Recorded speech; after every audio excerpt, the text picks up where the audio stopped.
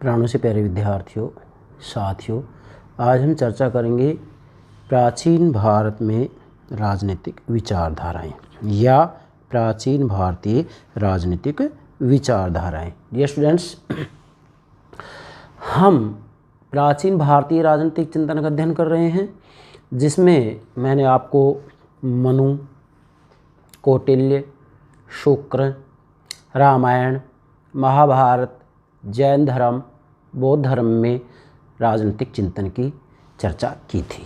बेटा, जब हम प्राचीन भारतीय राजनीतिक चिंतन को बेहतर तरीके से समझ जाते हैं तो निष्कर्ष रूप में ये बताना बेहद ज़रूरी हो जाता है कि प्राचीन भारतीय राजनीतिक चिंतन के अंतर्गत मुख्यतया कौन कौन सी विचारधाराएं प्रचलित थी, मौजूद थी, मतलब जो महत्वपूर्ण विचारधाराएं थी वो कौन कौन सी थी।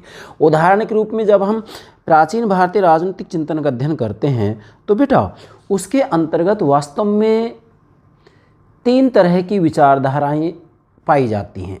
जैसा कि जब हम कौटिल्य के अर्थशास्त्र का अध्ययन करते हैं, क्या कौटिल्य के अर्थशास्त्र का अध्ययन करते हैं तो कौटिल्य के अर्थशास्त्र में 3 प्रकार की विचारधाराओं का संक्षेप में वर्णन किया गया है। इन तीनों विचारधाराओं की जो प्रतिनिधि हैं वो मनु, बृहस्पति और उष्णा है। जैसे पहली जो विचारधारा पाई जाती है कौटिल्य के अर्थशास्त्र में, संक्षेप रूप में ही उसका उल्लेख किया गया है, लेकिन इससे पता लगता है कि भाई प्राचीन भारत में 3 प्रकार की विचारधाराएं मौजूद थी। पहली जो विचारधारा है वह है धर्म प्रधान विचारधारा, अर्थात इसका जो प्रमुख प्रणेता है वो मनु है। मतलब मनु ने अपनी मनुस्मृति के अंतर्गत, जैसे प्राचीन भारत में 4 विद्याएं मानी जाती थी, आन्विष्की, त्रयी, वार्ता और दंडनीति। आन्विष्की, त्रयी, वार्ता और दंडनीति। तो मनु धर्मशास्त्री थे, मतलब मनु मूलतः धर्मशास्त्री थे। तो जो धर्म प्रधान विचारधारा है वो मनु से जुड़ी हुई है और इसका व्यापक रूप में जो उल्लेख किया गया है वो मनुस्मृति के अंतर्गत मनु ने किया है। पहली विचारधारा क्या होगी बेटा? यस, धर्म प्रधान विचारधारा, है ना। दूसरा जो विचारधारा है बेटा, दूसरी विचारधारा अर्थ प्रधान विचारधारा है।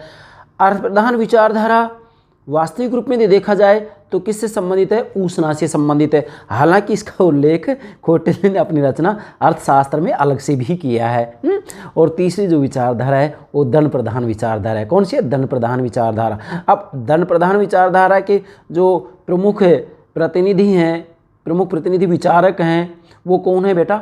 उष्णा है। कौन है? उष्णा। इसका मतलब मनु, बृहस्पति और उष्णा, ये 3 ऐसे प्रणेता हैं जिन्होंने मुख्यतया अपनी अपनी विचारधारा दी है। तो 3 विचारधाराएं कौन सी होगी? मतलब जैसे आपसे मान लीजिएगा स्नातकोत्तर स्तर की परीक्षा में पूछ लिया जाए कि प्राचीन भारतीय राजनीतिक विचारधाराओं पर एक लेख लिखिएगा, तो 3 तरह की विचारधाराएं, इन तीनों विचारधाराओं के ऊपर आप व्यापक रूप में बहुत कुछ लिख सकते हैं। जैसा कि मैंने यहाँ नोट भी कर दिया, मैं एक एक को समझाऊंगा भी और यहाँ आप इसके आधार पर अपने नोट भी तैयार कर सकते हैं। लेकिन मुख्यतः तीनों के नाम याद हो जाने चाहिए आपको। 3 विचारधाराएं कौन कौन सी होगी बेटा? नाम नोट करेंगे। पहला क्या हो गया? पहला क्या हो गया बेटा? धर्म प्रधान विचारधारा, जिसका कि उल्लेख विशेष रूप में मनु की मनुस्मृति के अंतर्गत पाया जाता है। और इसके प्रमुख प्रणेता भी मनु ही हैं। यस, धर्म प्रधान विचारधारा। दूसरी कौन सी है बेटा? अर्थ प्रधान विचारधारा। अर्थ प्रधान विचारधारा के प्रमुख प्रणेता कौन है? यस, बृहस्पति। हालांकि इसके जो समर्थक हैं वो कौटिल्य भी हैं। और तीसरी जो विचारधारा है वो कौन सी है बेटा? दंड प्रधान विचारधारा। दंड प्रधान विचारधारा के जो प्रमुख प्रणेता हैं वो कौन है बेटा? उष्णा है। हालांकि शुक्र भी इसके जो है प्रमुख समर्थक हैं। शुक्र ने भी अपनी रचना शुक्र नीति सार के अंतर्गत दंड प्रधान विचारधारा का समर्थन किया है। तो ये बात आपको सबसे पहले ध्यान रखनी है कि प्राचीन भारत में 3 तरह की विचारधाराएं पाई जाती थी। यस, धर्म प्रधान विचारधारा, नोट करेंगे बेटा। यस, आप नोट करिए, धर्म प्रधान विचारधारा। दूसरा, यस, अर्थ प्रधान विचारधारा, अर्थ प्रधान विचारधारा। तीसरा, दंड प्रधान विचारधारा। ठीक है। जैसे मैं ये कहूँगा कि प्राचीन भारत में 4 विधाएं मानी जाती थी, आनुष्की, त्रयी, वार्ता और दंड नीति। तो ये तीनों विचारधाराएं किसी न किसी रूप में इन 4 विद्याओं में से ही एक विद्या को प्रधान या महत्वपूर्ण स्थान दे रहे हैं, जिसकी चर्चा हम क्रम से यहाँ करेंगे। तो ये बात तो क्लियर होगी, प्राचीन भारत में तीन मुख्य विचारधाराएं पाई जाती थी, तीन विचारधाराएं पाई जाती थी। फिर से बोल रहा हूँ एक बार, धर्म प्रधान विचारधारा जो कि धर्म को प्रथम स्थान देती है, अर्थ प्रधान विचारधारा जो कि अर्थ को प्रथम स्थान देती है, दंड प्रधान विचारधारा जो कि दंड को, राजनीति शास्त्र को प्रथम स्थान देती है। ये तीन विचारधाराएं प्राचीन भारत में पाई जाती थी। अब बेटा यहाँ आगे बढ़े उससे पहले एक बात और आ जाती है। अब यहाँ आप मुझसे पूछ सकते हैं कि सर आपने प्राचीन भारत की चर्चा कर दी, तो क्या आधुनिक भारत में भी राजनीतिक विचारधाराएं पाई जाती है भारत के अंतर्गत? यस, आधुनिक भारत की राजनीतिक विचारधाराओं की भी चर्चा हम कर सकते हैं। हालांकि मैं अलग से इसके ऊपर लेक्चर अपलोड करूंगा, आधुनिक भारतीय राजनीतिक विचारधाराएं नाम से अलग से लेक्चर अपलोड करूंगा मैं। अभी इसके बाद में मैं प्राचीन भारतीय राजनीतिक चिंतन के योगदान को समझा करके और उसके बाद में आधुनिक राजनीतिक चिंतन की शुरुआत करेंगे। तो आधुनिक राजनीतिक चिंतन की शुरुआत करूंगा मैं, उससे पहले आपको आधुनिक राजनीतिक चिंतन की विचारधाराएं आपको मैं बताऊंगा। मतलब भारत में जो आधुनिक राजनीतिक विचारधाराएं उसकी चर्चा मैं पहले ही कर दूंगा। हालांकि आज मैं थोड़ा सा आपको सरसरी तौर पर बता रहा हूँ कि कौन कौन सी विचारधाराएँ पाई जाती हैं आधुनिक भारत के अंतर्गत। आधुनिक भारतीय राजनीतिक विचारधाराओं में आप नोट कर सकते हैं बेटा, यस नोट कीजिएगा। आधुनिक भारतीय राजनीतिक विचारधाराओं में यस नोट करेंगे, पहली विचारधारा है सामाजिक धार्मिक आंदोलनों से संबंधित, जिसकी शुरुआत राजा राम मोहन राय से हो जाती है। राजा राम मोहन राय जो कि आधुनिक भारत के जनक कहलाते हैं, जिन्होंने पूर्व पश्चिम या परंपरा और आधुनिकता में समन्वय भी किया है। सामाजिक धार्मिक आंदोलन से संबंधित है। दूसरा उदार राष्ट्रवादी विचारधारा, तीसरा उग्र राष्ट्रवादी विचारधारा, चौथा समन्वयवादी विचारधारा जिसके अंतर्गत उदार और उग्र विचारधाराओं का समन्वय किया गया है। इसके बाद में अगली जो विचारधारा है वो पूर्व और पश्चिम या परंपरा और आधुनिकता के बीच में समन्वयक विचारधारा है। उसे अगली विचारधारा जो आ जाती है वह जो है मैं कहूँगा कि समन्वयवाद समाजवाद से संबंधित विचारधारा आती है। मतलब मुख्यतया यदि देखा जाए तो उदारवाद या उदार राष्ट्रवादी विचारधारा, उग्र राष्ट्रवादी विचारधारा, समाजवादी विचारधारा है, सर्वोदयवादी विचारधारा है, अंत्योदयवादी विचारधारा, अंतिम व्यक्ति का उदय, ये सारी बात इसके अंतर्गत पाई जाती है। इसकी व्यापक रूप में चर्चा हम इसके बाद में जो लेक्चर अपलोड करेंगे किस नाम से, आधुनिक भारतीय राजनीतिक विचारधाराएं, तो उसमें सारी बातें आपको समझाई जाएंगी। आप तो मैंने केवल संकेत दिया है कि प्राचीन भारत में विचारधाराएं तीन तरह की पाई जाती थी, आधुनिक भारत में भी ये विचारधाराएं अनेकों रूपों में पाई जाती हैं। अब हम इसके अंतर्गत जो है प्राचीन भारतीय राजनीतिक विचारधाराओं में तीन विचारधाराओं को व्यापक रूप में समझा रहे हैं। सबसे पहले आप इसकी पृष्ठभूमि तैयार करेंगे कि प्राचीन भारत में अनेक राजनीतिक विचारधाराएं प्रचलित थी। ये विचारधाराएं बौद्धिक युग के, इसको थोड़ा नोट करेंगे, ये विचारधाराएं बौद्धिक युग के अद्भुत समय के बाद सामने आई और यह काल बौद्ध का काल रहा होगा। यद्यपि प्रक्रिया इससे पूर्व ही प्रारंभ हो चुकी होगी। जैसा कि कोडियन के प्रवर शास्त्र में हमको राजनीति शास्त्र की तीन विचारधाराएं मिलती हैं। यहाँ आप इसको करेंगे कौटिल्य, जैसा कि कौटिल्य के अर्थशास्त्र में, इसको नोट करेंगे, कौटिल्य के अर्थशास्त्र में हमको राजनीति शास्त्र की तीन विचारधाराएं मिलती हैं जिनके प्रवर्तक मनु, बृहस्पति और ऊष्णा थे। मनु, बृहस्पति और ऊष्णा, मतलब कौटिल्य की जो रचना है ना अर्थशास्त्र, जिसमें 15 अधिकरण पाए जाते हैं।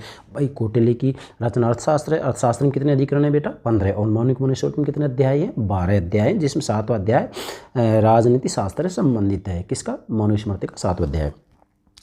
इन तीनों विचारधाराओं के बीच जो अंतर था उसका संकेत मात्र ही कौटिल्य द्वारा दिया गया।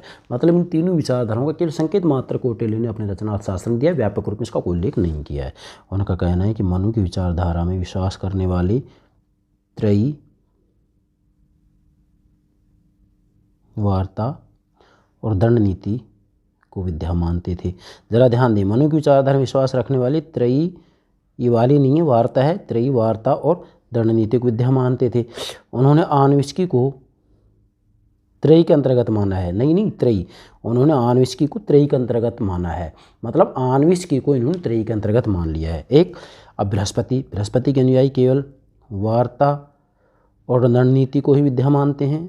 वार्ता और दंड नीति को ही विद्या मानते हैं और उष्णा के मतानुयायियों ने केवल दंड नीति को ही विद्या माना है। और इन तीनों विचारधारा के संबंध में कुछ विस्तार से हम आपको बता रहे हैं, आप लिख लेंगे, इसमें कुछ विस्तार से अध्ययन करना उपयुक्त रहेगा। पहली विचारधारा कौन सी होगी बेटा? धर्म प्रधान विचारधारा। 3 विचारधाराएं बताइए मैंने आपको, धर्म प्रधान विचारधारा, अर्थ प्रधान विचारधारा, धर्म प्रधान विचारधारा। तो मनु द्वारा प्रचलित विचारधारा को धर्म प्रधान विचारधारा कहा जाता है। नोट करेंगे, मनु द्वारा प्रचलित विचारधारा को धर्म प्रधान विचारधारा कहा जाता है। मनु ने अपनी रचना मनुस्मृति के अंतर्गत धर्म से संबंधित बातों को उल्लेख किया है। और वैसे भी कहा जाता है कि मनु मूलतः एक धर्मशास्त्री थे, राजशास्त्री नहीं थे। नो, मनु मूलतः एक धर्मशास्त्री थे, जबकि कौटिल्य मूलतः एक व्यवहारिक राजशास्त्री थे।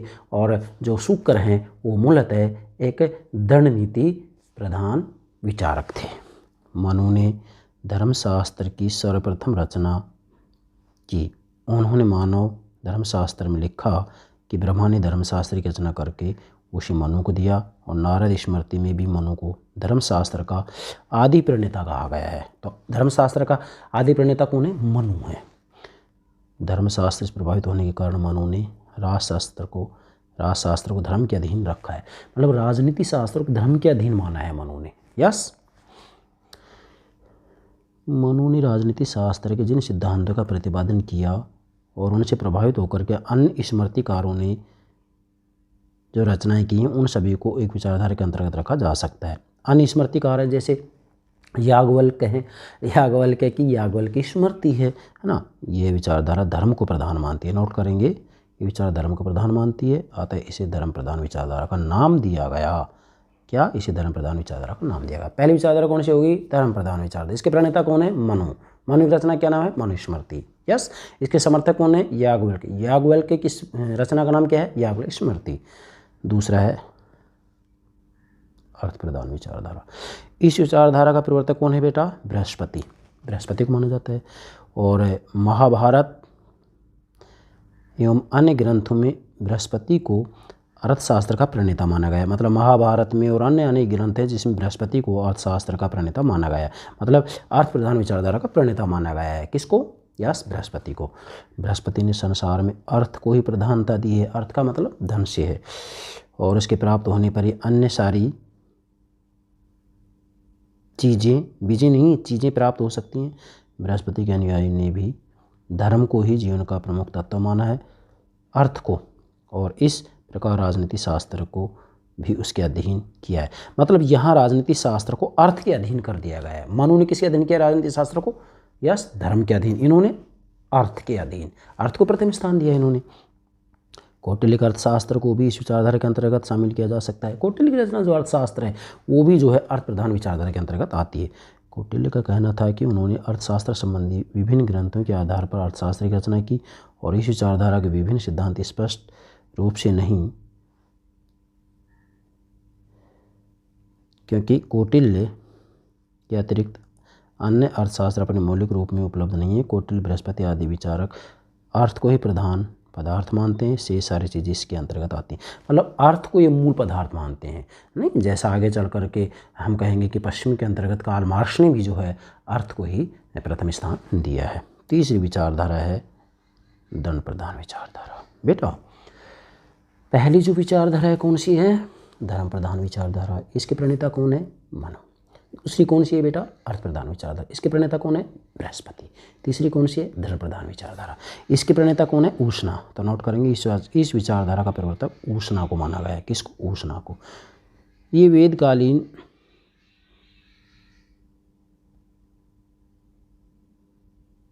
ऋषि थे। शुक्र नीति इन्हीं के दूसरे नाम से लिखी गई कृति है को जो शुक्र की रचना है, शुक्र नीति सार। कौटिल्य ने स्पष्ट रूप से इस बात का उल्लेख किया कि उष्णा के अनुयायी दंड नीति मात्र को ही विद्या मानते थे। दंड नीति का ठीक प्रकार प्रयोग करने से ही अन्य विद्याएं प्राप्त की जाती थी। इस विचारधारा के अंतर्गत अनेक नीति ग्रंथों की रचना हुई है, किंतु इनमें से अधिकांश प्राप्त नहीं होते हैं।